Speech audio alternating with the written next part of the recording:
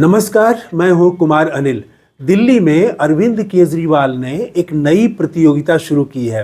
प्रतियोगिता है कौन बड़ा हिंदू। और आज उन्होंने अपने पार्टी दफ्तर में, हाँ, पार्टी के दफ्तर में उन्होंने सिर्फ एक धर्म, हिंदू धर्म के साधु संतों को आमंत्रित किया।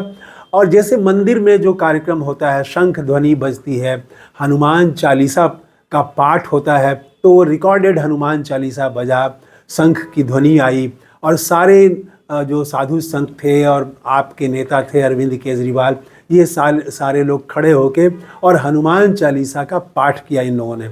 और अरविंद केजरीवाल ने आज अपने पार्टी दफ्तर से और इस कार्यक्रम से हनुमान चालीसा करते हुए उन्होंने घोषणा की, सनातन हिंदू सेवा समिति, ये सनातन सेवा समिति, इस नाम से एक योजना वो शुरू करेंगे। तो वो पूरा हिंदू के रंग में रंग गए हैं और ये एक प्रक्रिया है, वो प्रक्रिया बड़े मज़ेदार है, वो ध्यान देने वाली बात है। तीसरा ये अवतार है अरविंद केजरीवाल का, आप एक तरह से कह सकते हैं। पहला तो वो उन्होंने शुरू किया था जब गांधी उनकी पृष्ठभूमि में रहते थे, मंच पर बड़ी तस्वीर गांधी की रहती थी, गांधी की बात करते थे, सत्याग्रह की बात करते थे, भ्रष्टाचार के खिलाफ मुहिम की बात करते थे, लोकतंत्र में जनता को ताकत देने वाली बात करते थे कि जनता जो बोलेगी हम वही करेंगे, सादगी की बात करते थे। और अब उसके बाद एक तो पहला उनका अवतार ये था अरविंद केजरीवाल का। दूसरा उनका जो अवतार था वो 2022 में दिखा, आज से ठीक 3 साल पहले, और पंजाब के चुनाव के ठीक 3 महीना पहले 25 जनवरी 2022 को उन्होंने एक बड़ा ऐलान किया। उन्होंने कहा कि अब दिल्ली सरकार के सभी कार्यालयों में सिर्फ 2 ही नेताओं की तस्वीर रहेगी, एक अंबेडकर की रहेगी और एक भगत सिंह की रहेगी, और किसी नेता की नहीं रहेगी। मतलब गांधी भी नहीं रहेंगे, नेहरू भी नहीं रहेंगे, कोई नहीं रहेगा, सिर्फ भगत सिंह और अंबेडकर रहेंगे। तो पंजाब का चुनाव था, मार्च में चुनाव हुआ और पंजाब में फिर ऐसा ही हुआ, गांधी की तस्वीरें हटा दी गई। वहाँ कांग्रेस ने इसका विरोध भी किया कि भाई गांधी की तस्वीरें क्यों आप हटा रहे हैं, तो वहाँ तस्वीरें हटा करके और भगत सिंह और अंबेडकर की तस्वीर लगाई गई। तो उसके बाद लगा कि एक दूसरा वो चुनाव में वो एक दूसरा अवतार उनका आप कह सकते हैं। और तीसरा अवतार ये है, इसकी शुरुआत हो चुकी थी लेकिन अब जाके लगता है कि पूर्ण हुआ, या पता नहीं, अभी कुछ और देखना बाकी है, लेकिन फिलहाल कह सकते हैं कि ये पूर्ण हुआ कि उन्होंने आज अपने पार्टी दफ्तर में पूरा हनुमान चालीसा का पाठ करवाया और सिर्फ एक धर्म के लोगों को, उनके प्रतिनिधियों को बुला के, साधु संतों को बुला के, और एक धर्म के लिए योजना की घोषणा की। तो अब ये जो अरविंद केजरीवाल कर रहे हैं, ये क्यों कर रहे हैं ऐसा, एक तो सवाल ये है। और क्या इसका दिल्ली की राजनीति पर, देश की राजनीति पर क्या असर पड़ेगा इसका? तो देखें तो ये जो अरविंद केजरीवाल ने आज जो किया, और वो मज़ेदार बात यह है कि अंबेडकर और भगत सिंह का नाम लेने वाला वो व्यक्ति वो कर रहा है। और खुद सोचिए कि अंबेडकर और भगत सिंह आज अगर होते तो क्या वो अपने पार्टी दफ्तर में, आपके पार्टी दफ्तर में जो आयोजन हुआ, हनुमान चालीसा का पाठ हुआ, क्या भगत सिंह इसकी इजाज़त देते? क्या डॉक्टर अंबेडकर इसकी इजाज़त देते? कभी नहीं देते, कदापि नहीं देते। लेकिन अब लगता है कि वो अंबेडकर और भगत सिंह, फोटो तो जरूर होंगे कार्यालय में अभी, लेकिन अब विचारों से वो वहाँ से भी अब पल्ला झाड़ लिया है एक तरह से, और अब वो एक नई यात्रा पर चल चुके हैं अरविंद केजरीवाल, जहां अंबेडकर और भगत सिंह तो समाज के अंतिम आदमी की बात करते थे, मजदूर और किसान की बात करते थे, दलित की बात करते थे, गरीब की बात करते थे, स्वाभिमान की बात करते थे, अंधविश्वास के खिलाफ आधुनिक सोच, वैज्ञानिक सोच की बात करते थे। और अरविंद केजरीवाल अब इन सब चीज़ों को टाटा कर चुके हैं, बाय बाय कर चुके हैं, और वो एक नई यात्रा पर निकल चुके हैं। तो ये आखिर इतनी मजबूरी क्यों हो गई इनकी?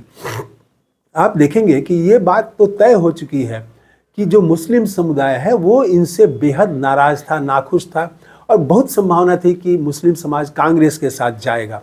तो ये इन्होंने भांप लिया। अब उस वोट की, और दलितों में भी सवाल है, दलितों में भी संविधान को लेके जो सवाल है, आरक्षण को लेके जो सवाल है, उस पर कभी मुखर नहीं रहते हैं अरविंद केजरीवाल। जाति गणना का सवाल हो, 50% आरक्षण की जो सीमा है उस सीमा को तोड़ने की बात हो, इस पर अरविंद केजरीवाल नहीं बोलते हैं। तो दलितों में भी उनकी पैठ कमजोर हुई है। और पंजाब का चुनाव तो है नहीं जहां पर कि बड़ा दलितों का वोट उनको लेना है।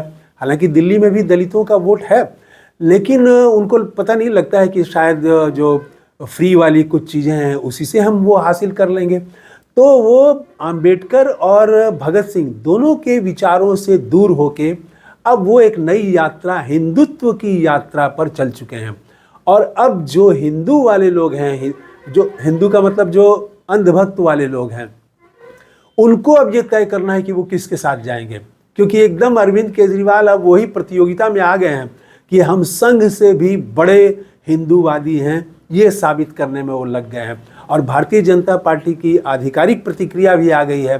केजरीवाल की इस योजना को उन्होंने इलेक्टोरल हिंदू कहा है, चुनावी हिंदू कहा है। और भाजपा के समर्थक सोशल मीडिया में अगर आप जाके देखें तो वो तिलमिलाए हुए हैं।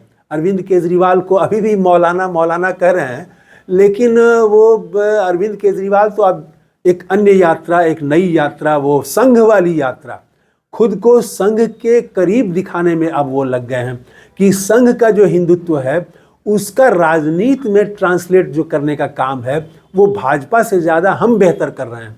तो पता नहीं संघ के कार्यकर्ता भी अब भाजपा के लिए काम करेंगे या अरविंद केजरीवाल के लिए काम करेंगे। और शायद यही काम करने के लिए अरविंद केजरीवाल इस तरह से ताबड़तोड़ घोषणाएं कर रहे हैं। इसलिए पहले वो पुजारी ग्रंथी योजना की घोषणा कर चुके हैं और अब वो सनातन सेवा समिति बनाएंगे। तो दिल्ली की जो ये राजनीति अरविंद केजरीवाल ले जा रहे हैं, दिल्ली भारत की राजधानी है, भारत को लोकतंत्र की जननी कहा जाता था, मैं कहूँगा। अब तो कहना जो है कि लोकतंत्र हमारे यहाँ क्या हाल है लोकतंत्र का वो हम देख रहे हैं, बहुत ही खराब हालत है।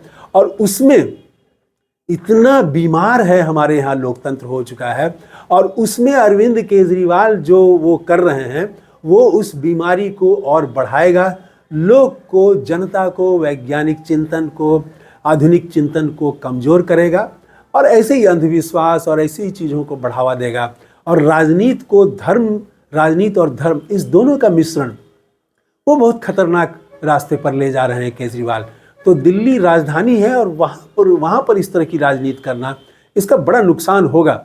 लेकिन अब दिल्ली की जनता वो देखिए वो किस तरह से काम अपने विवेक का उपयोग करते हुए कैसा फैसला देती है, ये देखना होगा। तो इस वीडियो में इतना ही। आप अपनी राय बताइएगा। थैंक यू, धन्यवाद, जय हिंद।